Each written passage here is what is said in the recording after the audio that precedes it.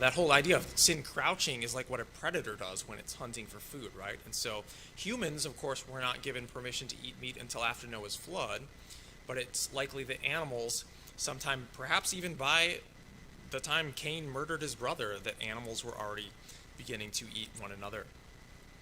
So, of course, the world depicts things very differently, right? They say that dinosaurs are always fighting one another in the struggle for survival millions of years before mankind arrived on the scene. But we saw in the last hour that as a Christian, that doesn't make a whole lot of sense. If we believe Genesis, what it teaches is that these dead bones are not millions of years old. That would put death before the fall. We want to say instead that God made the world very good in the beginning. And so there was a paradise free from death and suffering, and that it's only a consequence of Adam's sin that death entered the world. And so it doesn't make sense to put the bones underneath the garden, right? The bones have to come after the time of the garden. Romans 5:12 talks about, it treats Adam as a real historical person and interprets Genesis as straightforward history. It says, just as by one man sin entered the world and death by sin, so death passed upon all men, for that all have sinned. So the biblical teaching is that man came first, brought death into the world. Evolution says death came first and brought man into the world, the polar opposite. So far, by putting on our biblical glasses, we've seen that dinosaurs were made during the 6 days of creation week because they're land creatures. They would have been made on the sixth day. That means they're contemporary with human beings, not separated by millions of years. And in the beginning, the dinosaurs were plant eaters to start with, probably turned to meat eating after the time of the fall and prior to Noah's flood. And we'll see some scientific evidence consistent with that in a little bit. So if that's true, if dinosaurs were contemporaries with mankind, then what happened to them? Did they ever show up in later parts of the Bible's history? For example, a lot of people wonder, were dinosaurs on board Noah's Ark? Well, oftentimes, the children's books that we find in Christian bookstores and things, they don't often depict dinosaurs on board the Ark. But I think that's typically because many Christians have, just like the world, been influenced by the ideas of evolution in millions of years, and we tend to think, well, they lived long before Noah's time. But if we build our thinking on the Bible, then I don't see why dinosaurs wouldn't have been there. God certainly told Noah to take 2 of every basic type of living thing on board, if it has the breath of life. So that would include basically the land vertebrates, right? Noah didn't have to take fish on board the ark. He didn't have to take all the insects necessarily as obligate passengers. They could have survived on floating log mats and so forth. But all the land-dwelling, air-breathing animals, that would include the dinosaurs if they were alive at the time, and I don't think they would have gone extinct in just a short time between creation and the flood. And again, we'll see some scientific evidence. All the fossils, as I suggested, they suggest that dinosaurs were alive at the time of the flood because the fossils are a consequence of the flood. Now, still, many people might say, well, how is that possible? If you want to put these giant dinosaurs on board the ark, the dinosaurs were huge. Could they really all fit? Well, let's think about both the size of the dinosaurs and the size of Noah's Ark. If you're anything like me, you might have grown up in a church that had something like this painted on the nursery walls, right? Anybody seen one of these arks before? Kind of looks like an overcrowded bathtub, right? With giraffes' necks always sticking out the top, and usually everyone is smiling even though the world is being destroyed. The sun is shining there. But if that is your idea of Noah's Ark, I can understand why you'd have a hard time fitting dinosaurs on, because even one would capsize the whole boat probably. But do you realize that God actually gave Noah the instructions for how to make the ark? He told him the dimensions in particular. So we read in Genesis 6:15 where God said this to Noah, "This is the fashion which thou shalt make it of. The length of the ark shall be 300 cubits. The breadth 50 cubits, the height 30 cubits. Now, do you appreciate how massive Noah's Ark had to be? Or do you say, well, that I'm sure would be a fascinating fact if I had the foggiest idea what a cubit is. Well, a cubit, if you don't know, here's a biblical geometry lesson for y'all this afternoon. It's a man's elbow to fingertip, the length of his forearm, basically. So on a grown man, that'd be about 1.5 feet. And we know from ancient times they actually had slightly different lengths of cubits. They were like standardized measurements, sort of like a foot is approximately the length of somebody's foot, but it's like 12 inches. So we don't know for certain which cubit it was that Noah used, but it'd be on the order of 1.5 feet. That would be a good approximation. And so if we multiply 1.5 feet times 300, that will tell you the ark's length in feet, and it would have looked something more like this. 450 feet long, 75 feet wide, 45 feet tall. And there are a couple of people on top of that ship to give you an idea for the scale. So the real Noah's Ark was enormous. Lots of room for all kinds of creatures. In fact, at that size, the volume inside the ark would be about the same amount of space as 522 freight train stock cars. And these are the ones that are designed to hold like a couple hundred sheep-sized animals on a single one of these cars. I don't think Noah's Ark was probably packed quite so tight. You know, they were on board the ship for about a year. But that would be an awful lot of animals that you could fit on board Noah's Ark. Several thousand if necessary. Well, okay, you might say, I appreciate that Noah's Ark was really, really big, but weren't some of the dinosaurs like the size of your truck or your house even in some cases? Like, is Noah still going to have some difficulty here fitting all those big dinosaurs on board the ark? Well, let's think about the size of the dinosaurs as well. I've actually got a little toy model of a dinosaur here, and go ahead and tell me what the name of this one is. Oh, very good. All right, so this is only about a foot long. How many of you would say that this is a life-sized version of the mighty Stegosaurus that once roamed the earth? Anybody think this is to scale? Well, guess what? This is a life-sized version of the mighty Stegosaurus when he first hatched out of his egg. Okay, now to be fair, I've cheated because I think this is supposed to be an adult representation, not a baby. Probably when they were small, their plates and their spikes weren't grown out quite so far. But the point I'm making is still fair game, that I'm basically saying that even the biggest dinosaurs started out as little dinosaurs. Should I go over that point one more time, or y'all got that one? All right, yeah, that's easy to understand, isn't it? And what's the point there? Well, it would make sense for Noah to bring younger dinosaurs on board the ark. Scientists have found many dinosaur eggs, and the biggest dinosaur egg that's ever been found is not that much bigger than a football. Actually, some are about twice the length. The very biggest ones, there's only been a few of those found. They're about twice the length of a football, but a lot skinnier. The vast majority would be smaller than football sized. And we've also, through studying dinosaur bones, we can tell that they had growth patterns in their bones, just like the rings on a tree, right? So like you can see a ring for each year of growth. And maybe not quite an exact science, but this gives scientists an idea of how quickly dinosaurs grew during certain years, right? And it appears that many dinosaurs underwent a growth spurt in their adolescent years. So it would make sense for God to send younger dinosaurs onto the ark. You certainly wouldn't want to send Grandpa and Grandma Dinosaur on, right? Because the whole idea is that these need to be able to reproduce after the flood and have baby dinosaurs to repopulate the post-flood world. So why would it make sense then? Well, because you need dinosaurs who are just before coming into reproductive age.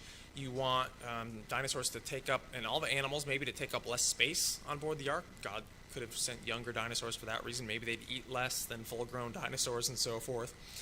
Could be lots of reasons, and if so, maybe some of the dinosaurs could have sat on Noah's lap, quite frankly. So we might tend to think that, they would just take up so much space, but they didn't need to. Not only that, but even once they were full-grown, some dinosaurs, like the one from this is a screen capture from one of the Jurassic Park movies. That dinosaur Compsognathus, that's meant to depict a full-grown dinosaur. So not all got to be huge. Some were only the size of the chickens once they were adults. And so when you average it out, probably the average size of a dinosaur was something like a pony, not as big as many people might have guessed. So the ark was really, really big. Noah didn't necessarily have to take all really big dinosaurs. The average size was small, and he could have taken young ones. But there's a third factor we need to think about before we can figure out how much space the dinosaurs took up on the ark, and that is, how many individual dinosaurs did Noah have to take? Well, scientists classified dinosaurs today into 700 different species, and every so often they find new dinosaur species. So did Noah have to take every single species of dinosaur aboard the ark? Well, not necessarily, because the Bible doesn't use that modern scientific term species. It talks about Noah bringing every basic kind of dinosaur. So how does that more generic biblical term kind, not a technical term, but how does it relate to our modern day scientific species? Well, I want to submit that the biblical kind can be a broader category, and within each kind you can actually, in some cases, have a lot of different species, because species can just be varieties within a family type of grouping. So think about the ceratopsians, for instance. Triceratops, you've heard of before, he belongs to this group, but there's also Leptoceratops, Montanoceratops, etc. So would this represent a whole bunch of different kinds of dinosaurs, or perhaps just one kind? All these dinosaurs look pretty similar, right? They could all be close relatives of one another, like cousins. And if that's the case, if they're all actually related biologically, then Noah didn't have to bring two of each of these varieties. He just brought two ceratopsians, and God built into their DNA the potential to have lots of different hairstyles, or the horn configurations in the offspring. And so, judging from those sorts of criteria, creation scientists have estimated that there's probably only about 50 different basic types of dinosaurs that have ever existed. So not 700. It would be a male and a female of each, so about 100 individual dinosaurs aboard the ark. So can you see how that actually makes Noah's job a lot easier? Less waste to clean up after, right? They take up less space and so forth. And that applies not just to dinosaurs, but all kinds of other animals as well. So if what I'm saying so far is correct, dinosaurs went onto the ark at the beginning of the flood, then dinosaurs would also have come off the ark at the end of the flood, yes? And here is the evidence of that. Dinosaurs survived the flood, they're telling us with their own signage. But what happened to the dinosaurs that did not make it onto the ark? Let's think, before we talk about the post-flood world, let's think about the flood itself. The dinosaurs had representative kinds on board, but the individual animals alive at the time of the flood would have been swept up by the floodwaters, right? They would have drowned. Not only that, because the flood was catastrophic, the Bible says the fountains of the great deep burst open at the onset of the flood. This is a major geological event, especially if it was water worldwide. That's going to wreak havoc on the continents. Then the flood could provide the very explanation for why we have so many dead dinosaur bones buried all over the earth. And that's where I believe all the dinosaur bones we found are a consequence of Noah's flood rather than the millions of years. So let's look at some specific examples with dinosaur bones and see how they actually give testimony that they were buried by a sudden catastrophe where lots of sediment was dumped on these bones by water. Here's a good example from Dinosaur National Monument. I've had a chance to visit there. What you find in this one deposit are a whole bunch of dinosaur bones mixed up with all kinds of other creatures, big heavy logs. The dinosaurs are rather large as well, and yet the bones are all piled up in a jumble. And they clearly look like they have been transported into place. Even the evolutionists agree that these are flood deposits, but they attribute it to a series of local river floods year after year, continuing to wash these bones into the same place. I think it can be better explained actually by a single year-long flood in the days of Noah. Here's another example. It's very, very common to find dinosaurs buried in this kind of unnatural-looking posture. You go to museums just about anywhere, and you can find dinosaurs with their necks bent strangely backwards behind them. Now, no animal walks around with their necks, their heads pointed up toward the sky like that. It's not a position any animal sleeps in. So why is it so common to find animals with long necks? You find some birds and other creatures with long necks as well that are buried in this position. Well, there were some secular researchers that got curious about this, and they did an experiment with chickens. We don't have any living dinosaurs to do the experiment with, so they took some chickens, and these were freshly killed chickens. They set them down in buckets filled with cold water. So this is a great experiment that any homeschool family can maybe do this coming week, And they just stood back and watched. It was a pretty simple experiment. What happened was they let the chickens float there in the water, and their necks began to arch backwards. And they researched why is that happening, and it's because the chickens have a relatively long neck that God designed them with a ligament that runs along their spine. And the purpose of it is to help hold their heads up high during their lifetime so the muscles don't have to do all the work. And when the chickens die, ordinarily if they lie on the ground, that rubber band-like ligament wants to contract. but it can't overcome the weight of the head. It's not that powerful. But if the animal is set down in water now because it's buoyant, that contraction can begin to occur.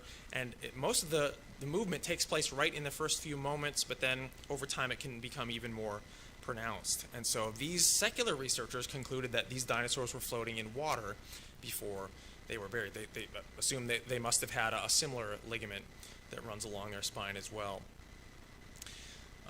Here is another fascinating example from just one particular find. This is a case where these two dinosaurs that you see in the photograph, the illustration is meant to depict how they're situated, because they were buried in this position in 3 dimensions, and the scientists just removed the rock from around their bones.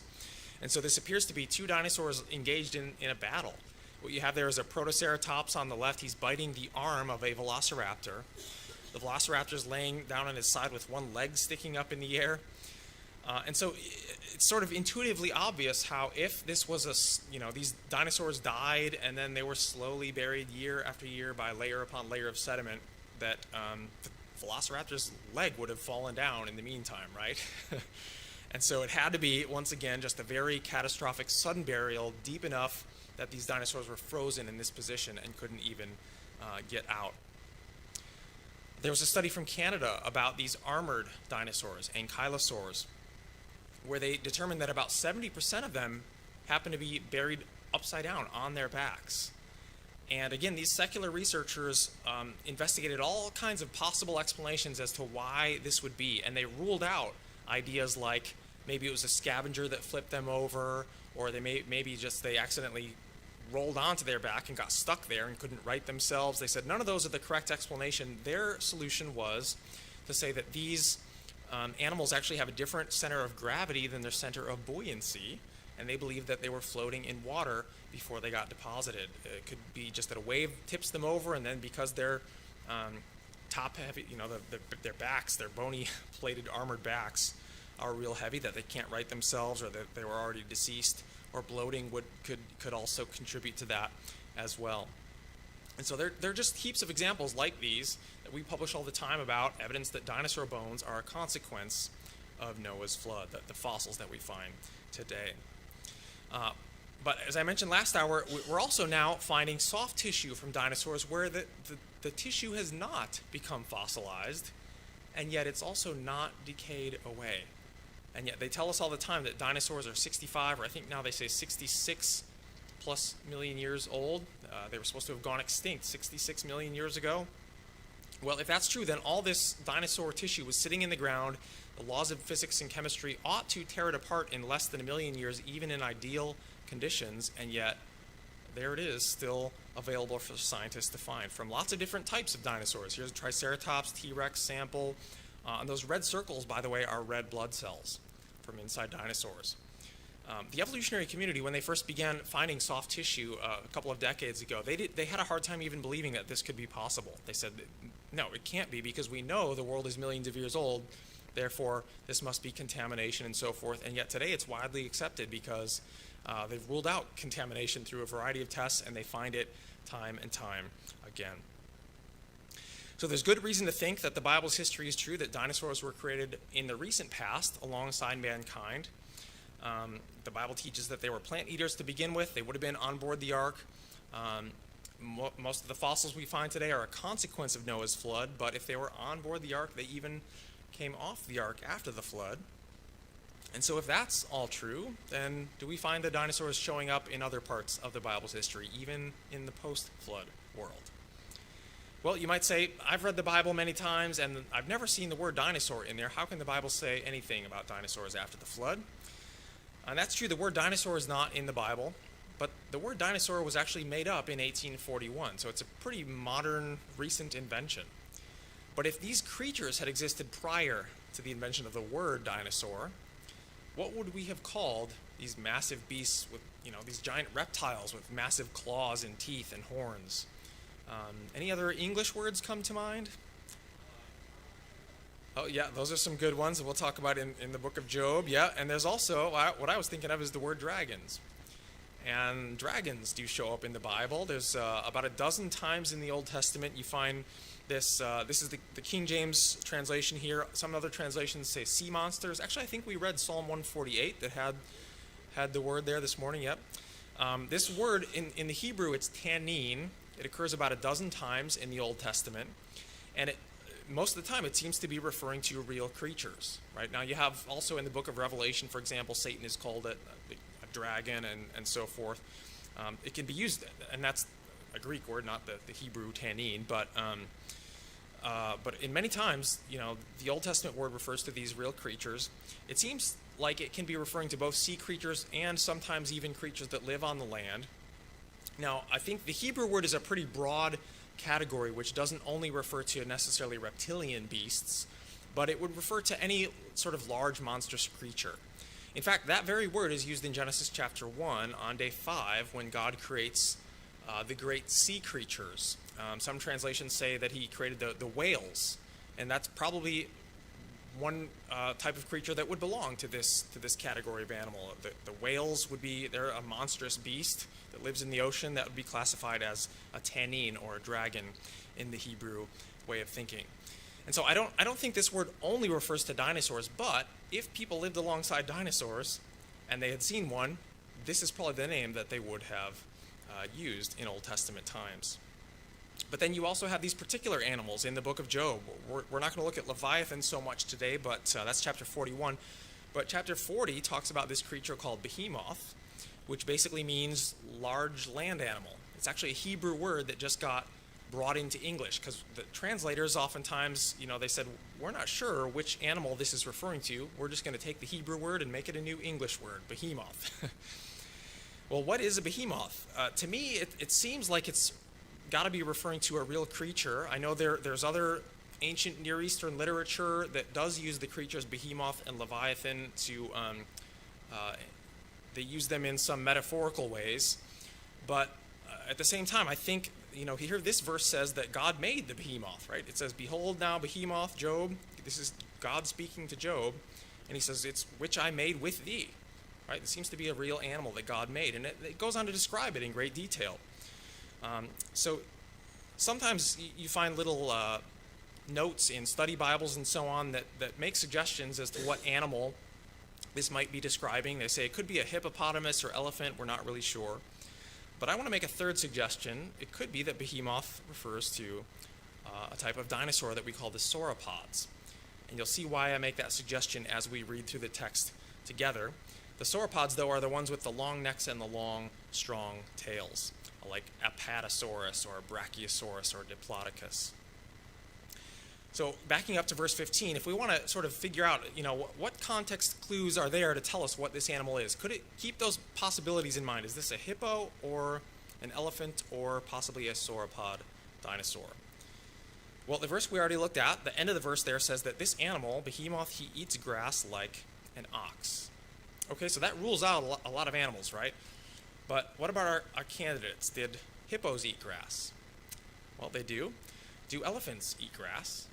They do as well. And did sauropod dinosaurs eat grass? Well, although evolutionists classify the sauropods as plant eaters, did you know that until very recently, the evolutionists used to tell us that none of the dinosaurs ate grass? And that's because they did not find grass and dinosaurs fossilized in the same layers. They thought they were separated by 10 million years. And so here's a sign from a museum in Atlanta where I live. Grasses did not yet exist in the time of the dinosaurs. They thought the last dinosaurs died out 65 or 66 million years ago. 10 million years go by before the first grasses evolve into existence. Well, that's what, as I say, they used to believe. I don't know if this sign's been taken down yet, but it's definitely out of date. Informed evolutionists understand that dinosaurs, including the sauropods, did eat grass. And you know how we know that? Well, they made an important fossil discovery. Got another little prop with me here this afternoon. This is actually a fossil, a real fossil. It's called a dinosaur coprolite. And this one's got, these come in a variety of shapes and sizes. This one's got a bumpy outer texture, and it's been sawn apart in the middle, cut, so you can see the pretty colors on the inside. But does anybody know what this was before it turned to stone? No, that's a good guess. It's actually fossil dinosaur doo-doo. Believe it or not, even that can turn to stone and become fossilized. So don't worry, it doesn't smell any longer or come off on your hands. I hope I haven't desecrated your pulpit here this morning. But believe it or not, there are scientists who study these things, and somehow they can identify, coprolites that come from sauropods. And what they were able to do is slice it up into microscope slides, look at it underneath a microscope, and find microscopic bits of grasses inside sauropod dung. And so that's how they learned actually grass and dinosaurs did coexist, and we even know that the sauropods ate grass. So we still haven't ruled out any of our candidates. Looking at Behemoth here in Job 40. Verse 18 says, his bones are as strong pieces of brass, his bones are like bars of iron. This animal must have had some heavy-duty bones, been a large creature, and hippos have big bones, elephants have big bones, and the sauropod dinosaurs had big bones, didn't they? That's the front leg of a Brachiosaurus, from his front toes up to his shoulder blade, and then his neck and head would have gone up even higher than that. So certainly some of these guys did get to be very, very massive. But that still hasn't ruled out any of our candidates. What about verse 17, though? There it says that Behemoth moveth his tail like a cedar. Well, cedar trees are some of the biggest trees that they had in the Middle East where Job lived, right? And if you're comparing this animal's tail to a cedar tree, unless you're talking about the way it sways in the breeze or something, have you folks ever seen an elephant's or a hippo's tail before? Is the cedar tree the most natural comparison? It's more likely that that God here was describing an animal that had a massive, strong tail like this. And every time I go to the zoo, I try to look and see if I can find an elephant with a tail like that, but so far, haven't found one. Hippos, no, they don't have a tail like a cedar tree. But the sauropod dinosaurs certainly did. So I wouldn't be super dogmatic on this point. I don't know for certain if Behemoth was a dinosaur, but it seems like God is describing a real animal, and it seems like the description matches one of the sauropods to me. So it could be that even Job, living after the time of Noah's flood, encountered dinosaurs.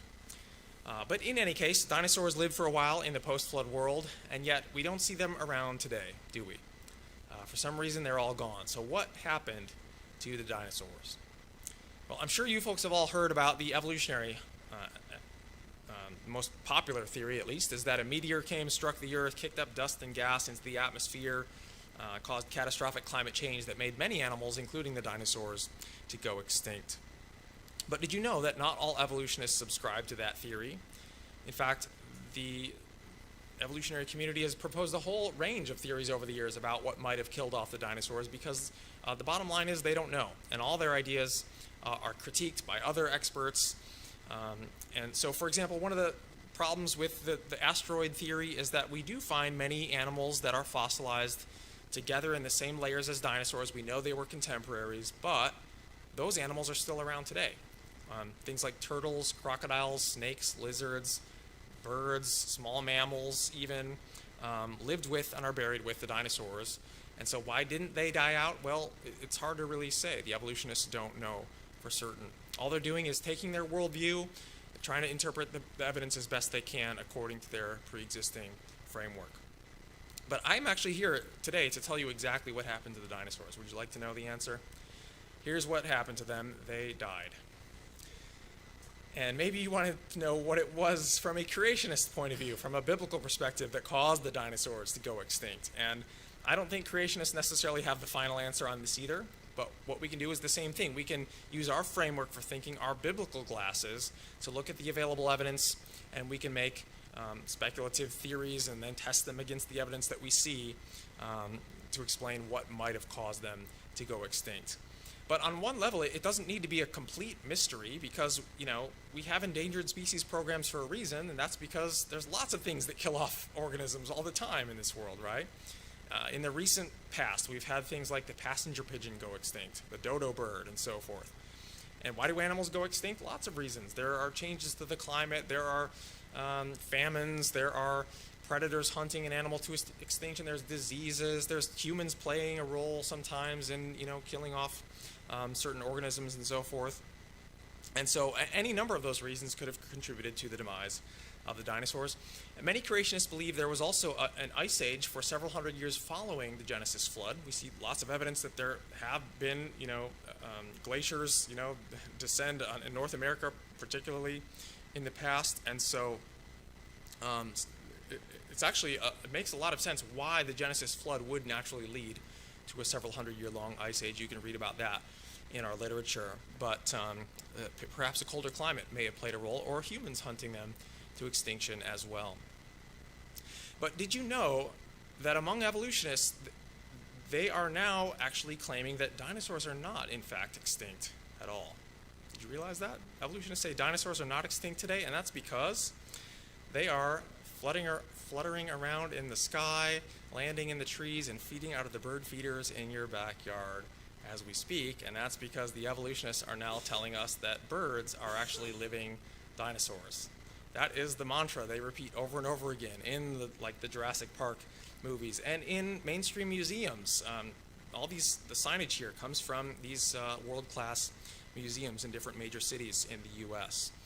They not only say that birds evolved from dinosaurs, but they're so similar in their minds that birds are classified as dinosaurs. And yet I see lots of problems with this idea.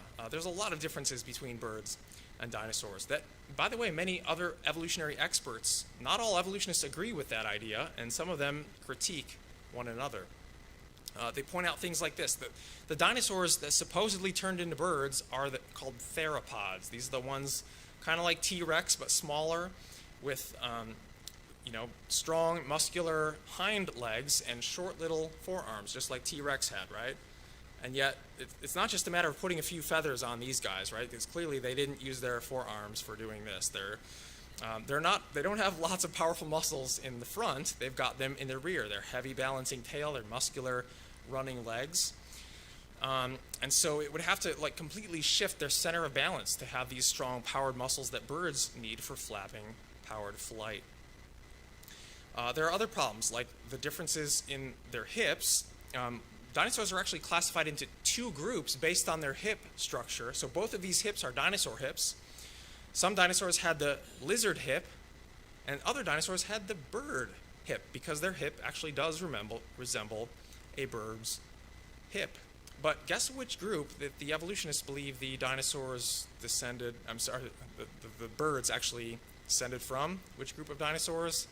It's not the bird-hipped ones. They supposedly came from the lizard-hipped dinosaurs. And so actually, according to the evolutionary story, you'd have to have on two separate branches of the evolutionary tree, just by chance, after they diverged, on this branch it led to birds and developed a bird hip, and this branch led to the bird-hipped dinosaurs, and just by coincidence ended up with a bird-looking hip as well.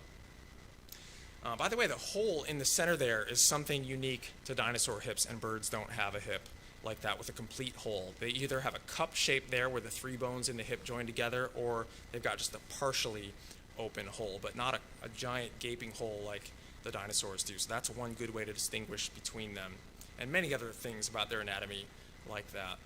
One of the most obvious things, of course, is their body covering. So reptiles are covered in scales, birds are covered in feathers. No exceptions to that rule as far as we know, except the evolutionists make claims to the contrary. But there are lots of differences between reptile scales and flight feathers. Reptile scales are really just folds in the skin. So like if anybody's got a snake at home, when it sheds its skin, it's not like one scale pops off at a time, right? It comes off as a sheet. Whereas a feather is much more like a hair that grows through the skin out of a follicle and then unfolds. And there's different types of feathers, but the flight feathers in particular are very complex structures. They've got this central shaft, two veins on either side made up of all these branches that are called barbs. And then the barbs have further branches called barbules. And the barbules have little hooks on one side and ridges on the other, so they can actually clasp on and snap into place. And you can do this with a feather, like grab the branches and pull them apart and they pop off, and you can caress them back together and they'll snap back into place. And so the feathers are, it's kind of a sliding joint here. They're just a marvel of lightweight engineering. Very difficult to explain. It's certainly no relationship to a reptilian scale. There's some of the hooks that latch onto the ridges there on the barbules. But as I mentioned, there are some claims that evolutionists make that some of the dinosaur fossils we're now finding, they say, are found with feathers. There's kind of a range of different claims here, but here was the very first one they ever claimed was a dinosaur found with feathers. Admittedly, even from their point of view, these are just proto-feathers. It's not true feathers, but what they found is on this ground-based theropod dinosaur, Sinosauropteryx. Notice the bristly fibers all along his spine there. Here's a close-up on that. So these are just like hair-like structures coming off of his back and some on the underside of his tail on the end.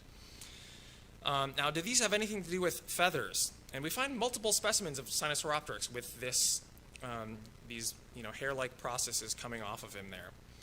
So it's not a hoax or forgery or anything like that, but it certainly doesn't have that complex structure of the feathers that I just talked about. It's just hair-like, bristly things. But other evolutionists have looked into this in more detail, compared it to decaying tissue of sharks that certainly don't have feathers, right? But they can exhibit these exact same features. And what they say that it is just decaying collagen in the skin. Collagen is a protein that provides structure for your bones and your skin.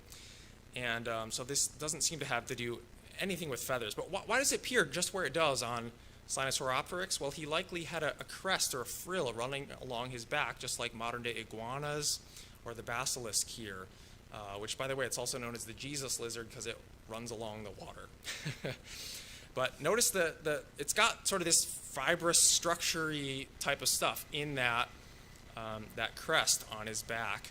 And his tail is striped as well. You find that exact same feature in Sinosauropteryx as well. The fiber structures seem to follow that stripy pattern in the tail. So it's kind of uncanny. The resemblance here has nothing at all to do with feathers. In fact, here is another evolutionist expert on birds. He says speaking of these other evolutionists he disagrees with, the dino to bird folks, he says they want to see feathers, so they see feathers, but this is simply an exercise in wishful thinking.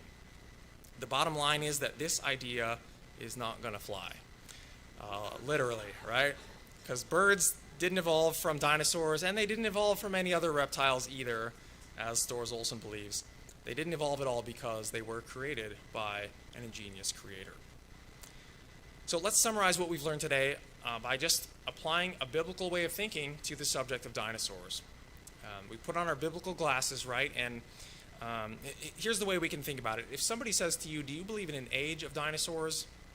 I suggest you say, no, I believe in 5 ages of dinosaurs, and here they are. First, there was the age of design, where God created these creatures in the beginning, and they're marvelously, wonderfully made. And it was a very good world initially, where the dinosaurs were vegetarian. They were not harming one another. It was a paradise free from disease and decay and so forth. Until the sin of Adam and Eve, that brought on the age of disaster, when death entered the world. And now dinosaurs began to fight among themselves, became meat eaters, perhaps soon after the fall, until the sin of mankind became so great that God judged the world again, this time by sending a deluge, that is a worldwide flood, that would have buried many of these dinosaurs, provided the right conditions to create dinosaur fossils all over the world as we find today.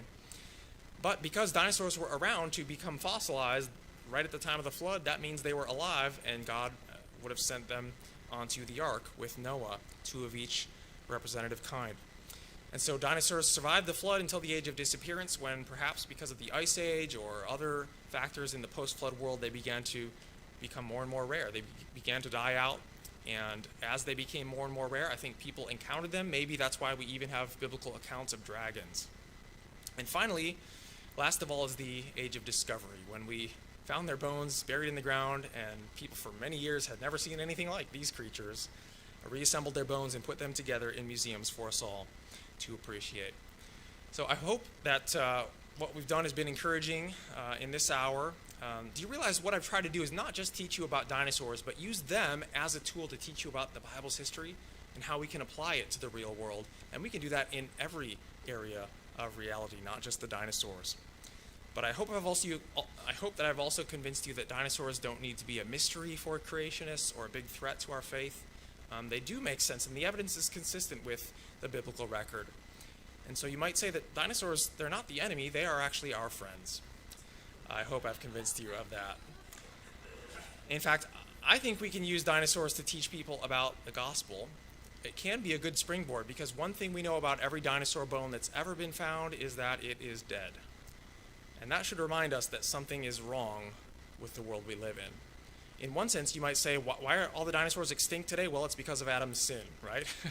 Because had Adam not sinned, then there wouldn't have been this falling creation. God put Adam and Eve in charge, and so when we sinned, it broke creation, and God cursed the ground for our sake and said, now it's going to grow thorns and thistles, and it brought death onto the rest of creation that was within our dominion mandate. Well, anyway, there's a lot of more material out there in our books and videos and magazine about dinosaurs. If you're interested in learning more about this subject or any of the other things that we cover, we got some great materials that you can check out. I already mentioned the Creation Answers book last hour. You can get that together in a pack with Refuting Evolution, which is great for high school students to combat the propaganda they'll be learning about if they attend public school, and sometimes even in Christian schools. There's a DVD that comes in that pack as well. It's very good. If you want kind of a presentation much like what I just covered this hour on dinosaurs, I don't think it goes into quite as much detail as I did here, but this one's good to take home and remind yourself of these truths.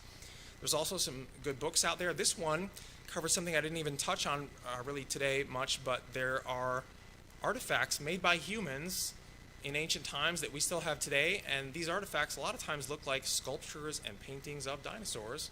And so this book argues that people actually encountered dinosaurs within historical times, and you can look at the artifacts for yourself and decide if is it just coincidence, or could human beings have seen dinosaurs in person and made these depictions of them. My favorite book out there on dinosaurs, I've actually not read it myself cover to cover, but I've looked through this quite a bit, and it's good for probably middle school and up, and it has some great hands-on activities, so homeschooling families can use this for real, unlike the suggestion I made earlier about chickens. And don't let the cartoons on the cover fool you. Adults can learn a lot from this book as well. It's a great one, Exploring Dinosaurs with Mr. Hibb. We cover dinosaurs in our magazine as well. Don't forget about that if you haven't already signed up. And we have a website, creation.com. I'll just mention that one last time. You guys are already aware, I'm sure. And I will leave you with this final verse from the Psalms, which says, O Lord, how manifold are thy works. In wisdom hast thou made them all. The earth is full of thy riches. And don't we live in an amazing world, right? And even parts of the world that have, undergone devastation through judgment, through the worldwide flood and so forth, they show evidence of God's handiwork. And in particular, dinosaurs are the works of God. And so even though the culture that we live in today wants to give evolution and millions of years the credit for these magnificent beasts, once we understand the truth about dinosaurs, how to put on our biblical glasses and see how they make sense, then we can give the Creator the glory for the things that he has made. Amen? All right, well, I thank you so much for your attention, and I will leave it there. Thanks, guys.